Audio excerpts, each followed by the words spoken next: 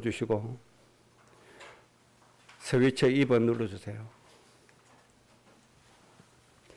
오늘 말씀의 제목은 임하신 여호와의 영광, 이런 주제로 말씀 받겠습니다. 연말 연시가 되면 새로운 각오 또 다짐 이런 것들을 많이 하죠. 그런데 작심삼일이 됐다 이런 말이 있잖아요. 세상의 것과 육신의 것은 그렇게 되겠죠. 그런데 하나님 장차 우리에게 이루실 언약의 말씀, 하나님 계획하신 일, 때가 되면 나 여호와가 속히 이루리라. 이 말씀이 적용되는 사람은 작심삼일이라는 게 있을 수 없습니다. 차근차근 하나님의 축복과 응답과 행복이 이루어지게 되어서 수많은 사람들에게 정보로 남게 되고 또 하나님의 영광으로 남게 되어질 겁니다. 그래서 우리가 해야 할 일은 하나님이 이루시는 역사 속에 들어가느냐 들어가지 못하느냐, 이게 이제 중요한 거죠. 세상 주관자는 하나님이십니다. 그래서 우리는 내 마음대로 또 흑암에 눌려서 멸망길로 가는 세상처럼 하면 안 되죠. 하나님의 주제를 제대로 찾아야 됩니다. 하나님 주제를 찾아서 하나님 주제 안에 얼마나 우리가 잘 들어가느냐, 여기에 따라서 우리 인생이 되고 안 되고 결정이 나지는 거죠. 평생 살면서 너무 허무하다, 돌이켜보니까 이룬 것도 없고 내가 이렇게 살려고 이때까지 고생했나, 이런 마음이 들면 안 되죠. 뒤돌아보면 매일의 생활이 보람차고 내가 참 잘 살았구나, 내가 참 귀한 일들을 잘 이루었구나, 이런 생각이 들게 만들어야 되죠. 그럴 이유가 있습니다. 이사야 43장 4절 5절에 내가 너를 보배롭고 존귀하게 여기겠다. 하나님의 소원이거든요. 하나님이 구원하신 사람들을 그냥 아무렇게나 대고마고 막 살아가는 존재가 아니고 아주 보배로운 존재로 하나님이 만드셨다. 그리고 존귀하게 그 인생을 만들겠다. 하나님이 우리를 향하신 하나님의 소원이 바로 그것입니다. 이 하나님의 소원대로 되려면 하나님의 무엇을 찾아야 돼요? 주제를 잘 찾아야 돼요. 하나님의 목적, 하나님의 이유, 이 것들을 잘 찾아서 하나님과 함께 방향을 딱 맞추면, 이 하나님 계획 속에 들어가면 누가 이룬다고요? 하나님이 이루십니다. 때가 되면 나 여호와가 속히 이룬다. 하나님의 말씀은 한마디도 땅에 떨어지는 법이 없다. 꽃은 시들죠. 세상의 부귀영화 다 시들어지죠. 그러나 하나님의 말씀은 영원히 서리라고 외쳐라. 하나님의 말씀의 특징입니다. 수천 년 지나도 하나님의 말씀은 한마디도 변화되지 않습니다. 말씀 그대로 성취되어집니다. 그래서 몇 주간 동안 계속 이 말씀을 통해서 이제 새로운 시작으로 말미암아 이제 내년 한 해뿐만 아니고 2년 뒤, 3년 뒤, 10년 뒤, 20년, 30년 뒤, 그리고 50년 뒤에도 우리 가정과 가문과 후대가 누려야 될 축복, 이 방향을 잘 잡고 설정하고 그렇게 가야 됩니다. 그 방법이 뭐라고요? 히브리서 11장 1절의 말씀이다. 믿음은 바라는 것들의 실상이요. 그래서 이사야 60장의 말씀을 가지고 내 인생의 미래 놓고 후대 놓고 가정 가문 놓고 믿음의 그림을 그려야 된다. 하나님을 소원해야 된다. 그 소원해야 될 내용을 오늘까지 서론이고 다음 주부터는 우리 가정이 그려야 될 본론의 응답 내용을 나누게 될 겁니다. 첫째 서론으로 우리가 받은 말씀이, 첫째 주제는 일어나 빛을 발하라, 이 주제였죠. 새로운 시작하겠다는 겁니다. 하나님이. 이때까지는 주저앉았고 실패했고 제대로 못했다, 거기에 안주하지 말고 실패했다고 낙심하지 말고 안 된다고 주저앉지 말고 일어나라, 빛을 발해라. 하나님이 하신다는 겁니다. 그래서 못났다고 가진 게 없다고 이때까지 안 되어졌다고 낙심하고 실패할 이유가 없다는 겁니다. 이제 하나님 말씀대로 일어나서 빛을 발하기만 하면 때가 되면 나 여호와가 속히 이루리라 말씀했죠. 그럼 하나님이 이루실 역사의 내용이 뭡니까? 아주 작은 자가 천명을 이루게 될 것이다. 아주 작은 자, 세상에서 가장 작은 사람이 천명을 살릴 수 있고 그 천명을 복의 근원으로 만들 수 있는 이 일을 하나님이 시작하겠다는 겁니다. 이 일을 하나님이 하시겠다는 거예요. 가장 무능한 사람 통해서 천명을 이루겠다. 천명을 살려서 그 천명을 복의 근원 되게 만드시겠다. 하나님이 이 일을 시작하겠다는 겁니다. 그러니까 뭐해라? 일어나서 빛을 발해라. 시작하라 이 말입니다. 도전해라 이 말입니다. 놓치지 말고 붙잡아라. 그런 뜻이 되겠죠. 그래서 새로운 희망과 소망을 우리가 가져야 됩니다. 진짜 하나님이 주시는 축복을 하나님 계획 안에서 가져야 되는데 우리는 어떤 존재인가 하니까 마른 뼈와 같은 존재다.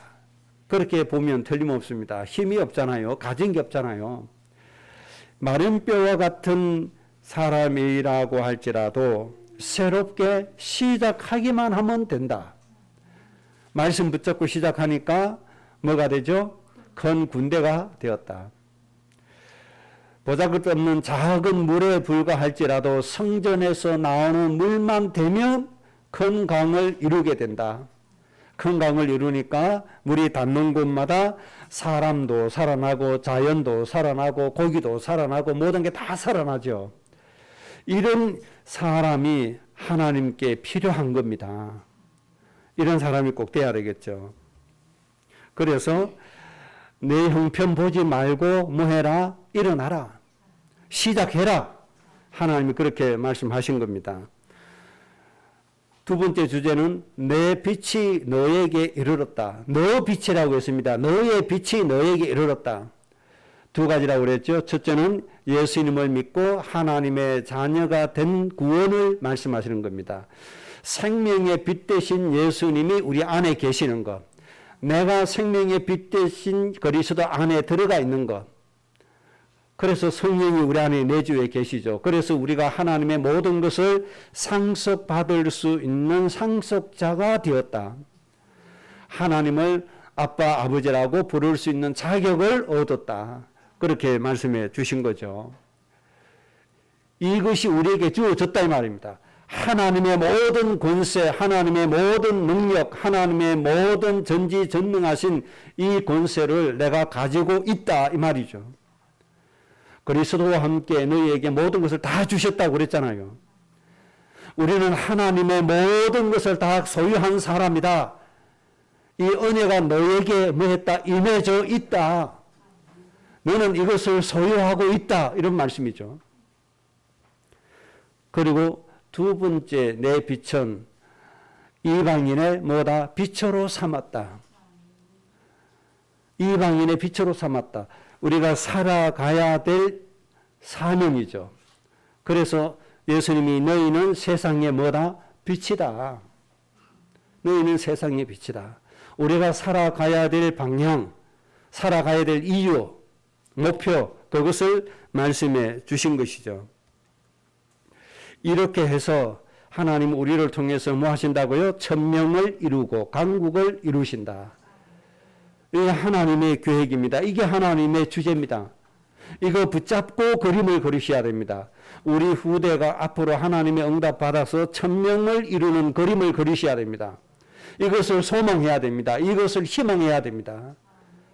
우리 후대가 강국을 이루어서 전 세계를 살리는 꿈을 꾸어야 됩니다. 하나님이 요셉에게 꿈을 주시는데 요셉이 이 꿈을 어떻게 해석을 했어요? 하나님이 나를 통해서 생명을 살리기를 원하시는구나. 그래서 애굽의 노예로 보냈고 억울한 누명 써서 감옥에도 보내게 하시고 그렇게 하셨구나.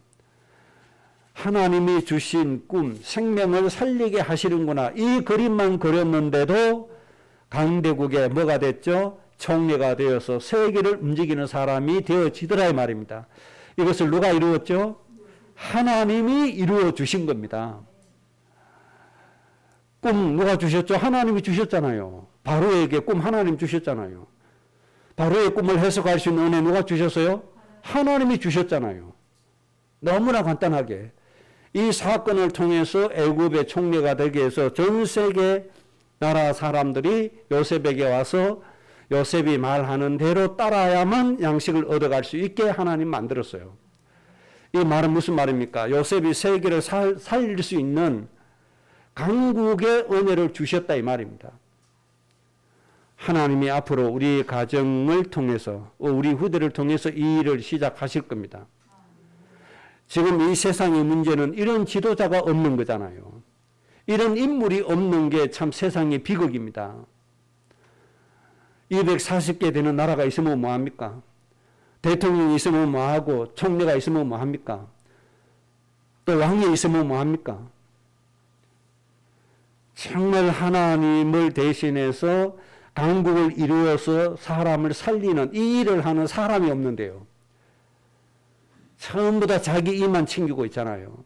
이런 세상에 앞으로 하나님이 우리 가정의 후대를 통해서 강국을 만드시겠다.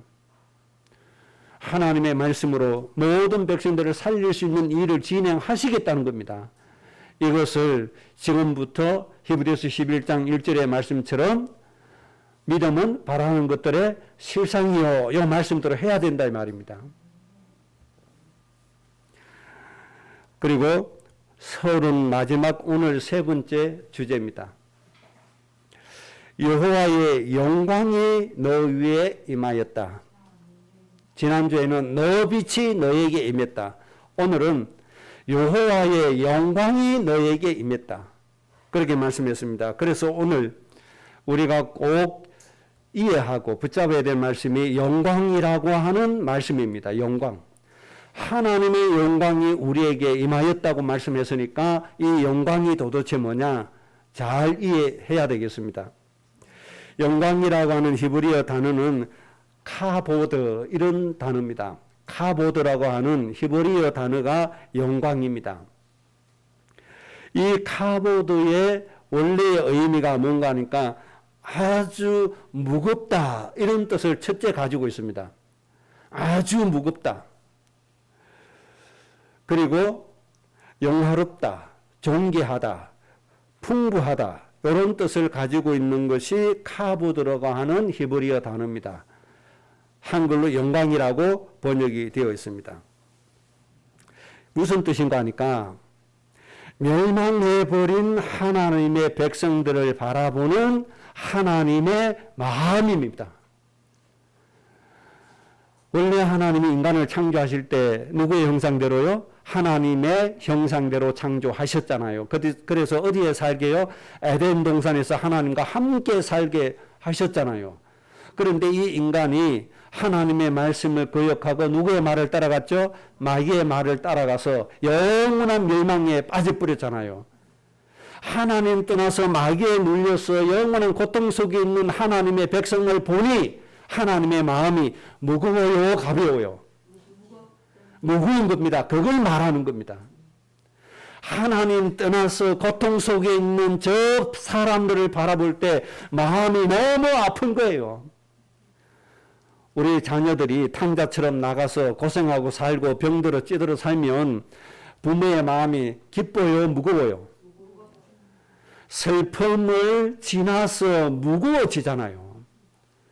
이게 영광이라는 뜻입니다. 하나님의 그 마음이 우리에게 임하여졌다 이 말입니다. 하나님의 구원을 알지 못하고 하나님의 축복을 누리지 못하고 하나님의 평화를 누리지 못하고 악한 마귀 사단에 눌려서 온갖 무거운 고통을 지고 살아가는 저 백성들을 볼 때 마음이 너무너무 안타깝고 무거운 거예요. 이게 영광입니다. 이게 카보드라 하는 단어입니다. 먼저 우리가 이 마음부터 가져야 됩니다. 우리 가정, 가문 중에 하나님을 알지 못해서 온갖 고통 안고 사는 사람이 많잖아요. 그런 영혼을 볼 때 우리의 마음이 너무너무 슬프고 안타까워서 너무너무 내 마음이 무거워져야 돼요. 그래서 그 영혼들이 내 마음속에 어떻게 느껴져야 돼요? 너무너무 긍휼히 불쌍히 여겨져야 돼요. 이게 하나님의 영광입니다. 그래서 하나님이 우리 인간들이 너무 불쌍하니까 뭐라고 말씀하셨죠? 하나님이 세상을 이처럼 사랑하사 독생자를 주셨으니 이는 저를 믿는 자마다 멸망치 않고 뭘 얻어요? 영생을 얻게 될 것이다. 이게 하나님의 마음인 거예요. 하나님 떠나서 고통받는 사람을 불쌍히 여기는 마음이 무거운 마음이다. 그 마음이 뭐다? 하나님의 영광의 마음이다. 이런 하나님의 마음을 우리에게 주셨다 이 말입니다. 그런데 이런 마음이 사람들에게 있냐? 없어요. 그래서 이 세상은 무슨 나라요? 마귀의 나라인 겁니다. 그래서 먼저 우리는 하나님의 영광을 누려야 됩니다. 하나님의 영광을 누리는 방법이 뭡니까? 하나님의 은혜 못 누리는 사람을 향해서 너무너무 긍휼히 여기는 마음, 너무너무 불쌍히 여기는 마음, 그래서 그들의 영혼을 사랑하는 마음으로 대하는 것. 그들의 영혼을 사랑하니까 뭐가 되죠? 기도가 되어질 수밖에 없는 겁니다. 왜 그렇죠? 내가 해줄 수 없는 거니까. 내가 해줄 수 있는 게 뭐가 있습니까? 아무것도 없잖아요. 하나님이 해주셔야 되잖아요. 내가 아무리 예수님 믿으라 해도 믿습니까? 안 믿잖아요. 그 마음을 누가 바꿔줘야 돼요? 하나님의 성령이 믿을 수 있게 역사해 주셔야 되니까. 그래서 우리는 기도할 수밖에 없는 겁니다. 먼저 하나님의 이 영광 속에 들어가시기 바랍니다.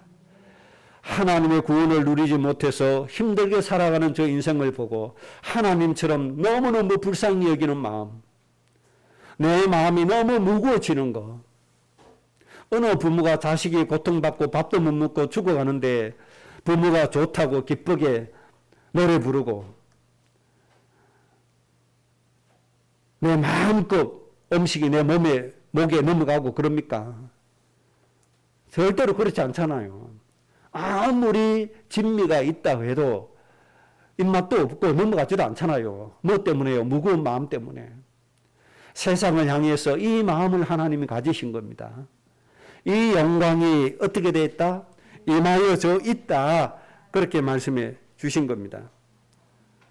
그러면 반대로 존귀하다, 영화롭다, 풍부하다, 이 말씀의 뜻도 가지고 있거든요. 그러면 이게 무슨 말입니까? 하나님이 멸망해버린 인간들을 너무너무 무거운 마음을 가지고 독생자를 그리스도를 보내주시고 구원하셨단 말이에요. 구원하고 나니까 마음이 기뻐요, 안 기뻐요? 너무 기쁘잖아요. 그게 바로 영화롭다는 거예요. 그게 바로 풍부하다는 거예요. 그래서 이 영화란 말은 죽어가는 영혼을 너무나 안타깝게 여기고 불쌍히 여기서 그들을 살릴 때 기쁨이 넘치게 되고, 사람들이 저 사람 때문에 우리가 살아나니까 너무 좋다. 저 사람이 하나님 믿는 것 때문에 우리도 하나님 믿게 되니 인생의 묵은 짐 벗게 되니 너무나 좋다. 저 사람이 우리 동네에서 예수님 믿고 하나님 믿으니 우리 동네가 복을 받는구나. 이게 영화로운 거예요. 이게 풍부한 거예요. 그런데 이것은 각각 가는 것이 아니고 같이 가지는 거예요. 그러니까 무거운 마음의 결과로 오는 게 영화예요. 영화롭게 되는 것이고, 무거운 마음의 결과로 오는 게 풍성함이고 풍부함이에요. 그래서 그리스도와 함께 모든 거 다 주셨잖아요. 하나님의 상속자가 되게 해 주셨잖아요. 이것을 제대로 누리면 우리가 세상에서 어떤 사람이 되어 영화로운 사람이 되어지는 겁니다. 이런 영화가 내 위에 임하여졌다. 그렇게 말씀해 주셨습니다. 성경의 문맥상으로 보면 더 이해가 쉽습니다. 누가복음 2장 14절에 예수님이 구세주로 이 땅에 오실 때 천사들이 뭐라고 노래했어요? 지극히 높은 곳에서는 하나님께 영광이요, 예수님이 이 땅에 오셔서 구원의 길을 여는 사건이 하나님께는 영광이 되고 땅에서는 하나님이 기뻐하시는 사람들 중에 뭐가 되죠? 참 평화가 되어진다. 인간에게 참 평안이 있고 안식이 있고 행복이 와진다. 누구 때문에요? 구세주로 오신 예수님 때문에. 하나님이 친히 인간을 구원하시기 위해서 육신을 입고 이 땅에 오신 사건 때문에 하나님께는 영광이 되고 사람들은 평화를 얻게 된다. 그렇게 말씀해 주셨죠. 이것이 영광입니다. 사람을 불쌍히 여겨서 독생자를 주신 하나님의 마음이 영광입니다. 그 결과로 사람들이 평화를 얻게 된 게 영광입니다. 구세주로 오신 예수님 때문에 온 세상 사람들이 구원을 받게 되어졌잖아요. 사람들을 안 믿어서 그렇지. 누구든지 예수님을 믿기만 하면 뭐가 돼요? 하나님의 자녀가 되어지잖아요. 바울도 그렇고 예수님도 그렇고 그 마음속에 구원받고자 하는 마음이 있기만 하면 구원받는다고 말씀해 주셨잖아요. 요한복음 17장 1절에서 4절에 예수님께서 제자들을 향해서 기도하신 것, 자신을 놓고 기도하신 내용을 보면 또 쉽게 이해가 되어집니다. 예수님이 이렇게 기도하셨죠. 아들을 영화롭게 하사 아버지를 영화롭게 하옵소서. 4절에는 주신 일, 하나님이 주신 일을 이루어 아버지를 이 세상에서 영화롭게 하였사오니. 그러니까 하나님이 주신 일을 이루어서 하나님을 세상 사람들에게 영화롭게 만들었다. 그렇게 말씀해 주셨죠. 하나님이 주신 일을 이루는 게 영광이다. 그렇게 정리를 하면 되겠습니다. 하나님이 주신 일을 이루어서 이 세상 사람들로 하여금 하나님께 감사하게 하고 하나님을 노래하게 하는 것이 하나님을 영화롭게 해 드리는 겁니다. 그래서 첫째 우리가 해야 할 일은 뭡니까? 이 땅에서 고통받고 죽어가는 사람들로 하여금 하나님의 구원의 축복을 누리게 하고 그 사람들로 하여금 하나님께 예배 드릴 수 있도록 도와주고 이끌어주고 인도해 주는 것. 이것이 하나님께 영광 올려드리는 것이고 우리가 영화롭게 되는 것이고 또 그 사람들이 하나님께 감사 예배하는 것이 하나님께 영광 올려드리는 겁니다. 이런 일을 하나님께서 우리에게 은혜로 주셨다는 겁니다. 이제 일어나서 이런 일을 시작해라. 하나님이 그렇게 말씀해 주신 겁니다. 그러면 우리가 이루어야 할 일이 도대체 뭐냐? 첫째는 창세기 12장 1절에서 3절. 하나님이 아브라함을 부르시고 아브라함에게 시작하신 일입니다. 내가 너를 복의 근원으로 만든다. 그래서 너로 말미암아 모든 민족이 복을 받도록 할 것이다. 이것이 우리가 해야 될 일입니다. 하나님은 우리를 복의 근원으로 만드실 것이고 그래서 우리는 어떤 소원을 가져야 됩니까? 하나님 나를 복의 근원 되게 해줬으니까 나는 무엇을 위해서 살아야 돼요? 모든 민족을 복되게 하는 사람이 돼야 되겠다. 이런 결단을 내리는 겁니다. 이것을 내 인생의 목적으로 삼는 겁니다. 내 마음의 소원으로 삼고 가는 겁니다. 창세기 17장 1절에서 6절에 모든 민족의 부모가 되어서 전부를 살리는 인생이 되라. 하나님의 소원입니다. 언약을 세우자. 너하고 나하고 맹세하자. 너는 네 육신을 위해서 살지 말고 모든 민족의 아버지가 되고 어머니가 되라. 부모의 역할이 뭔지 아시죠? 더 이상 설명할 필요가 없잖아요. 하나님이 너는 모든 민족의 뭐다? 아버지다. 여자는 뭐다? 모든 민족의 어머니다. 이렇게 살아라고 하는 겁니다. 한 지역의 어머니가 아니고 모든 민족의 어머니.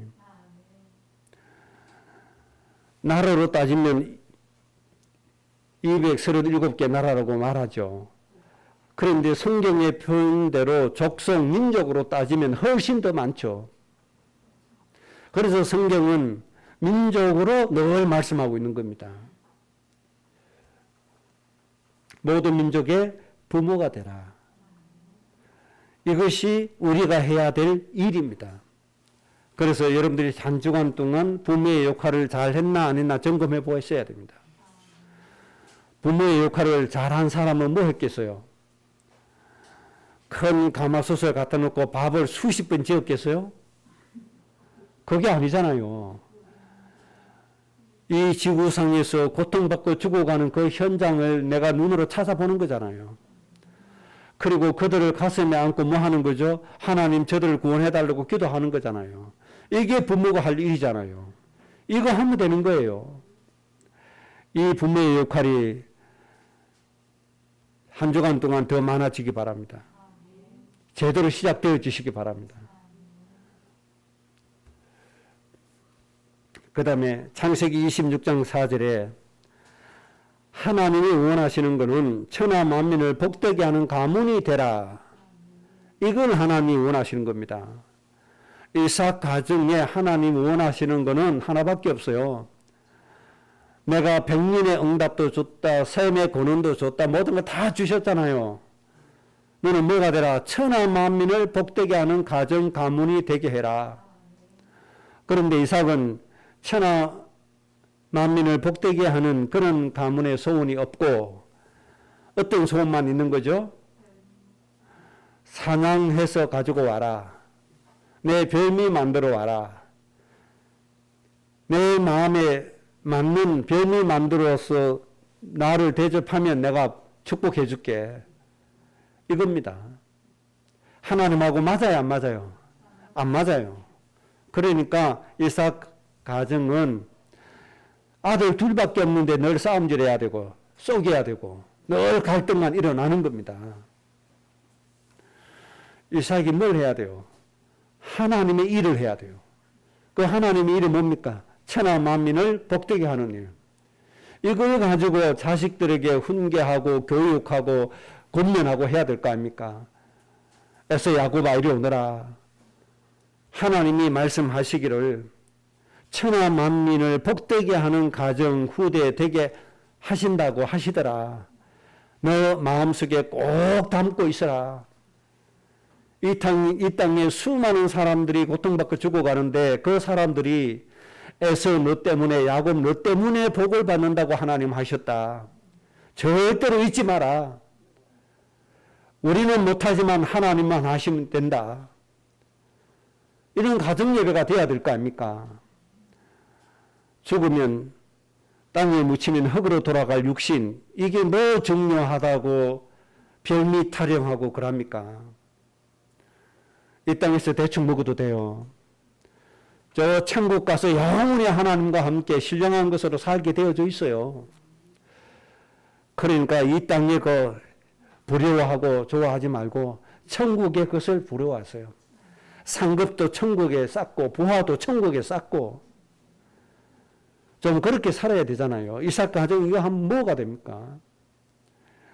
하나님은 천하 만민을 살리시겠다는데 여기에 대해서 관심이 없고 내 좋아하는 별미 타령하다가 참 복의 근원의 가정이 이거 말이 안 되잖아요. 그러니까 우리가 뭘 선택하느냐 여기에 따라서 행복과 불행이 결정되어지는 겁니다. 하나님이 하시기를 원하시는 일, 그거 선택하세요. 진짜 축복은 그 안에 있습니다. 하나님께서 에서 야곱을 통해서 세계의 모든 민족을 살리시는 이 일을 눈으로 목격했다면 별미하고 비교되겠습니까? 비교가 안 되죠. 정말 우리가 봐야 될 거, 붙잡아야 될 거, 이거 제대로 해야 됩니다. 꼭 이 귀한 축복 놓치지 않기 바랍니다. 너와 내 후손을 통해서 천하 만민이 복을 받을 것이다. 이 하나님의 계획 놓치지 않기 바랍니다. 절대 하나님의 이 계획을 무시하지 않기를 바랍니다. 이사야 49장 6절에 이방인의 빛으로 세웠다. 이방인의 빛으로 세웠다. 너로 말미암아 구원을 땅끝까지 내가 베풀 것이다.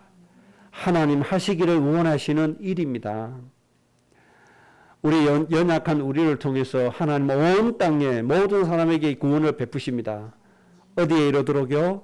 땅끝까지 이르도록 하나님이 그렇게 하십니다.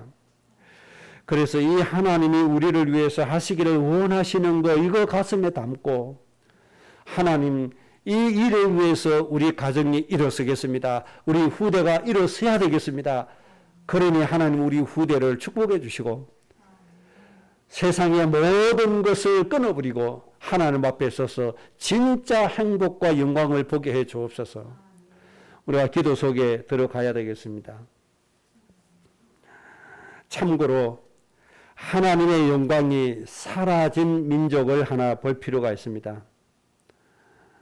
어마어마한 축복을 받은 아브라함의 후손들, 이스라엘이라고 하죠. 유대인이라고 하죠. 하나님의 축복을 얼마나 많이 받았던지 계산할 수도 없을 정도로 하나님의 축복을 받은 민족이 이스라엘입니다. 그런데 이 이스라엘에 뭐가 없어요? 하나님의 영광이 없었다. 하나님의 영광이 없어요. 하나님의 영광이. 하나님의 영광이 사라진 것이 이스라엘 민족입니다. 그 이유는 선민 사상이라고 하는 육신의 생각 때문에 하나님의 영광은 다 사라지고 없습니다. 하나님이 우리 민족만 복을 주셨다. 이 엉뚱하게 깨달아 버렸어요. 선택받은 우리 민족만 하나님의 복을 받는다. 엉뚱한 육신의 생각에 빠져버렸어요. 하나님이 이스라엘 민족만 복 주시는 게 아니죠. 이스라엘을 붙잡으시고 먼저 선택해 주시고 모든 복을 다 주시고 그 복을 가지고 뭐 하라는 거죠? 모든 민족을 복되게 해라. 이게 하나님의 계획이잖아요. 하나님의 이 일을 팽개 쳐버리고 하나님 자녀가 누릴 복만 붙잡고 가버린 거예요. 이게 이스라엘의 문제입니다. 하나님의 영광이 사라진 이스라엘의 문제입니다. 하나님의 영광이 사라지고 나니까 이스라엘에게 뭐가 오죠? 예수님의 저주가 임하게 되고 수천 년 동안 온다는 건 뭐밖에 없죠? 전쟁이라고 하는 고통, 포로로 잡혀가는 고통, 살육당하는 고통. 독일에 의해서도 한꺼번에 600만 명이 살육이 됐잖아요. 이런 재앙이 어디 있습니까, 세상에.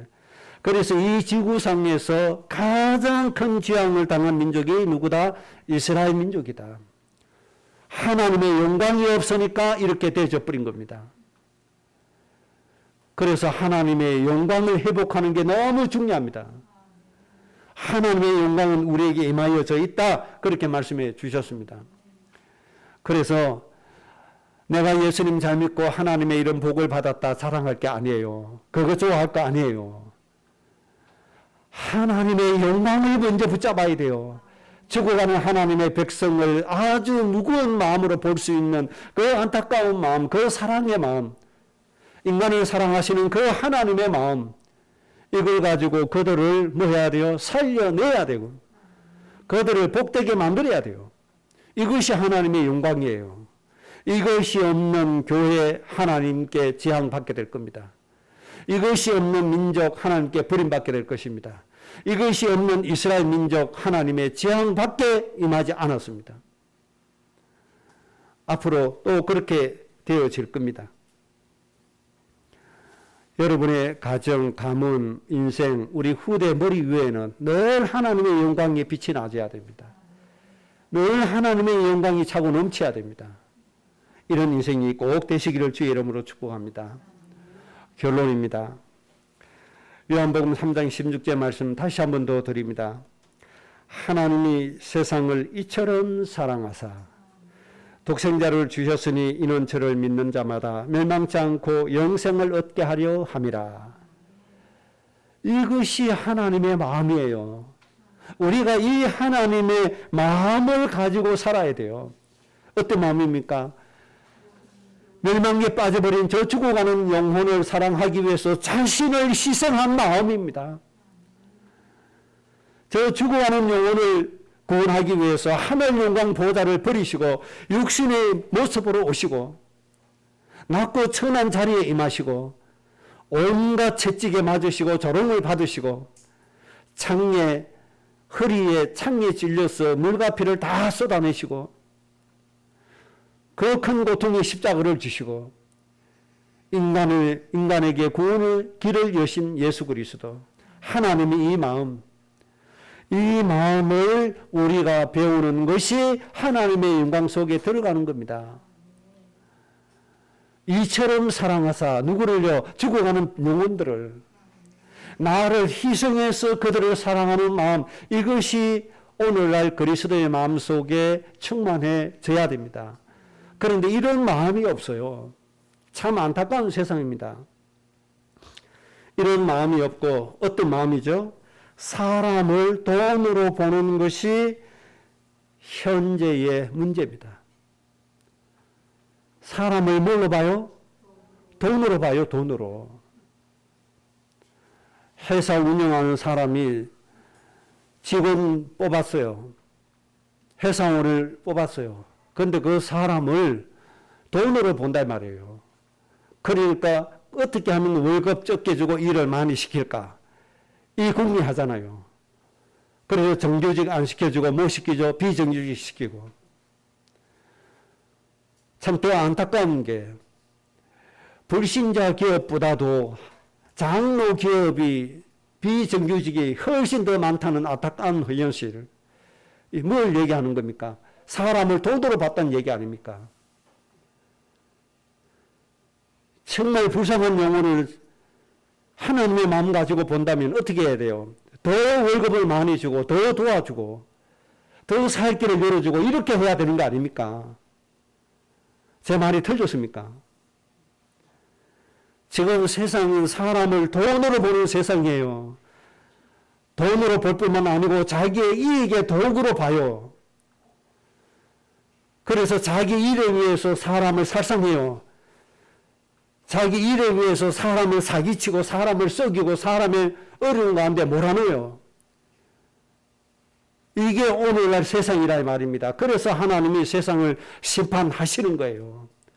이런 세상이 점점 악해져서 어떤 시대로 가요? 네피림 시대로 가는 거예요. 하나님이 이런 악한 시대를 막기 위해서 그때마다 재앙이라고 하는 방법을 하나님이 쓰시잖아요. 코로나 이 시대는 지금 신호입니다. 이거는 재앙도 아닙니다. 신호입니다. 신호. 정신 좀 차려라고 하는 신호 하나 주신 겁니다. 정신 못 차리고 백신만 맞으면 다 되는 것처럼 백신 맞고 온데 그냥 타락하고 돌아다니고 그게 아니잖아요. 깨끗한 삶을 회복해라. 저 폼페이 시민들과 같이 사는 그런 타락한 인생 마감하고 좀 깨끗한 삶을 좀 살아라. 인간이 인간답게 좀 살고 인간이 인간을 섬기고 인간을 사랑하고 좀 그렇게 살아가는 거예요. 이 세상 보세요. 먹고 마시고 놀고 폼페이 시하고 똑같이 하잖아요. 한순간에 화산 폭발로 도시 전체가 재앙으로 죽게 되는 때가 와집니다. 그런 거 하지 말라는 게 코로나예요.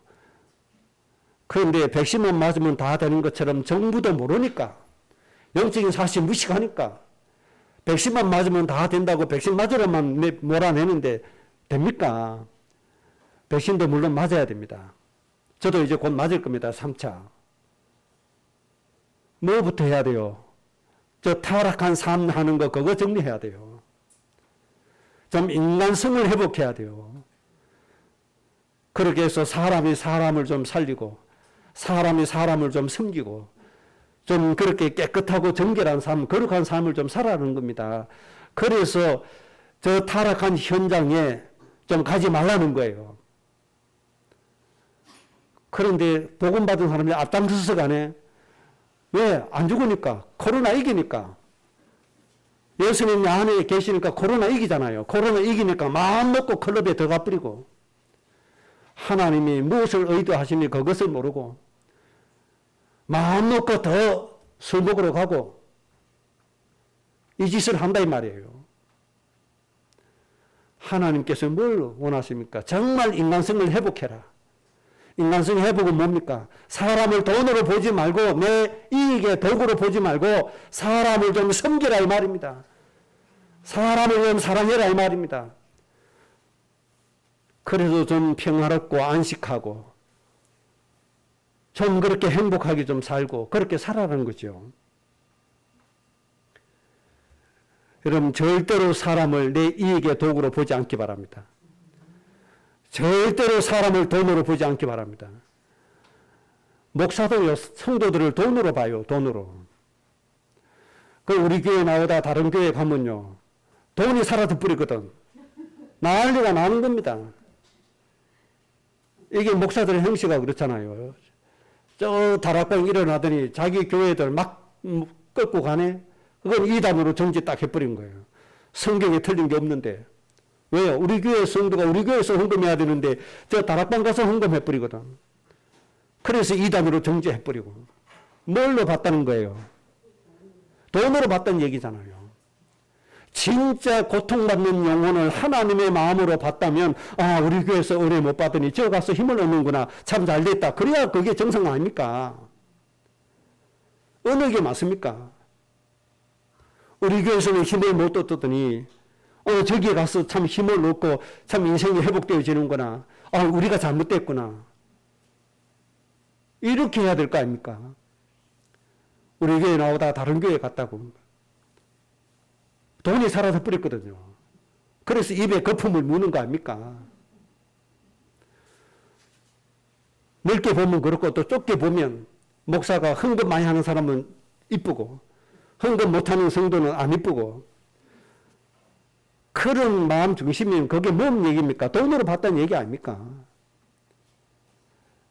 이거 고쳐야 됩니다. 이거 고쳐야 됩니다. 우리는 또 안 그렇습니까? 나에게 잘 대해주면 좋고 나에게 손해주면 싫고 이런 수준 가지고는 안 돼요. 어떤 마음요? 하나님의 마음, 정말 영혼을 사랑하는 마음, 이처럼 사랑하사 독생자를 주신 그 마음, 이 마음 가지고 사람을 보고 살아가야 됩니다.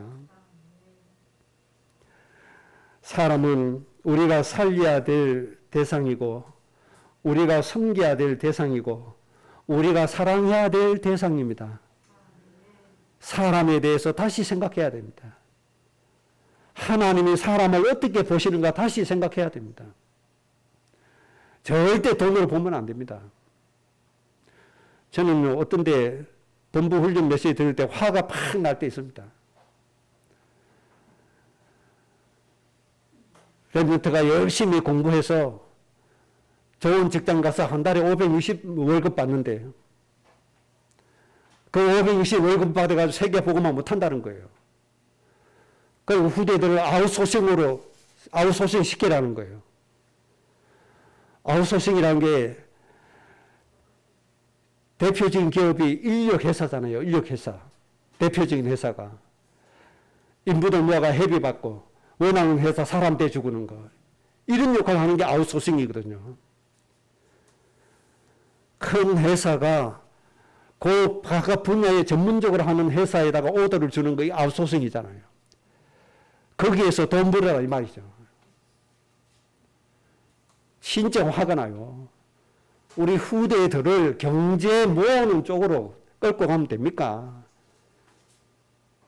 정말 하나님이 원하시는 그런 쪽으로 해야 되죠. 너무 안타까워서 이 소리 하는 거예요. 사람들을 볼 때 경제 이유로 보면 안 되고 다른 이유로 보면 안 돼요. 하나님의 뜻을 이루는 하나님의 일을 이루는 영화로운 사람들 될 수 있도록 우리가 그렇게 해야 됩니다. 하나님의 영광이 여러분에게 임하여 주셨다는 사실을 꼭 믿으시기 바랍니다. 그래서 이 땅에 있는 또 여러분의 가정 가문에 있는 사람이 여러분 보고 하나님을 알고 여러분 보고 하나님께 예배하는 날이 속히 와지기를 주의 이름으로 축복합니다.